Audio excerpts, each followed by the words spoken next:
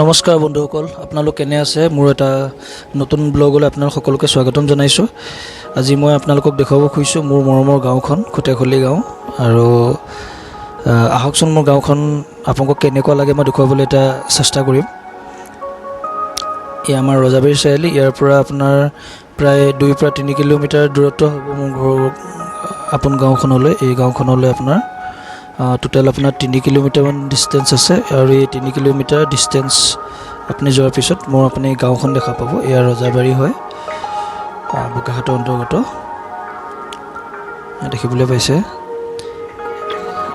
এই আপোনাৰ সোঁহাতলৈ যিখন দোকান দেখিছে, এই দোকানখনতে প্ৰায় আমি ঘুগুনি পকৰি পৰা আদি কৰি যিখিনি আমাৰ ফাষ্টফুড আইটেম হয় সেইবিলাক আমি কেতিয়াবা আহি পেলাই খাওঁ আবেলি সময়খিনি। আৰু বাওঁহাতে থকা গাড়ীখন দেখিছে মোৰ এজন বন্ধু, মোৰ গাঁৱৰে হয়। তেওঁলোকৰ ঘৰ মই যদি পাৰোঁ ইয়াত মই দেখুৱাবলৈ চেষ্টা কৰিম বাৰু। এইটো এটা আপোনাৰ ইয়াৰ তললৈ গ'লে সেই সিফাললৈ আপোনাৰ বাওঁহাতলৈ যিখন পথাৰ দেখিছে, এই পথাৰখন অতিক্ৰম কৰিলে আমাৰ গাঁওখন পোৱা যায়। এইফালে আপোনাৰ বৰ্তমান খেতিয়কসকলে খেতি বাতি আৰম্ভ কৰিছে, আপোনালোকে চাব পাৰে।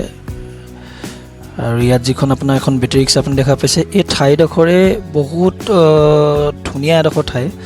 আবেলি সময়ত হওক বা ৰাতিয়ে হওক বহুতেই এই ঠাইডোখৰতে আহি পেলাই প্ৰায় বহে বা আড্ডা মাৰে। বহুত ধুনীয়া এডোখৰ ঠাই। আৰু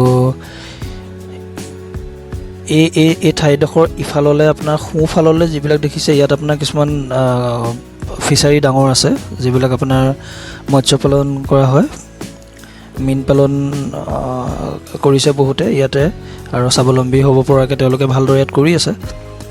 আৰু ইয়াতে এটা অতি দুখ লগা কথা কওঁ মই আপোনাৰ, এই জেগাডোখৰ ঠাইডোখৰ দেখিলে মই এটা কথা খুব মনত পৰে। এই আপোনাৰ সোঁহাতে বাওঁহাতে আপুনি কিছুমান সৰু সৰু গছৰ কিছুমান আপুনি হেৰি দেখিছে, পুলি দেখিবলৈ যিবিলাক পাইছে।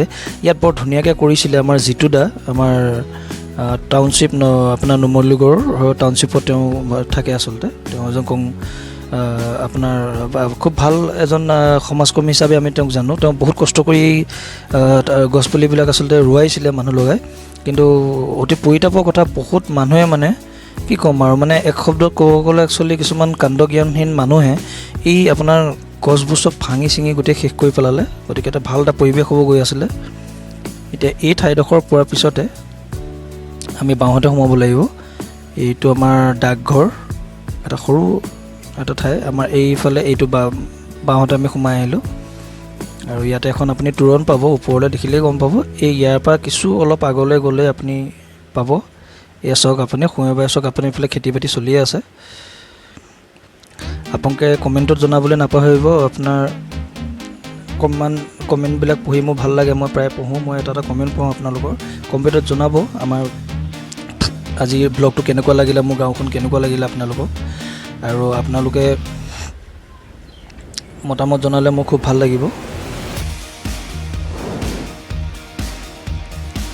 এইফালে আপুনি যিমান দেখিব, এইফালে চব আপুনি আমাৰ খেতি বাতিখিনি দেখিব। ক্ষমা কৰিব, আচলতে কেমেৰাটো বহুত লৰি আছিলে আজি, মই মন নকৰিলোঁ এইটো সময়ত। গতিকে অকণমান চোৱাত চাগে অসুবিধা হৈছে, কিন্তু তথাপি এয়া আপুনি দেখিবলৈ পাইছে আমি নিজৰ ঘৰৰ বাটেৰে ঘৰলৈ বুলি আগবাঢ়ি গৈ আছোঁ। এই ঠাইডোখৰ কিছু বছৰ পূৰ্বে যেনেকুৱা আছিলে তাতকৈ কিছু সলনি হৈছে, কিছু জেগাবিলাক পৰিৱৰ্তনো হৈছে। ইয়াতে কিছুমান মানুহবিলাক নতুন নতুন মানুহ কিছুমান দুই এঘৰ ইয়াত সংযোগ হ'লহি।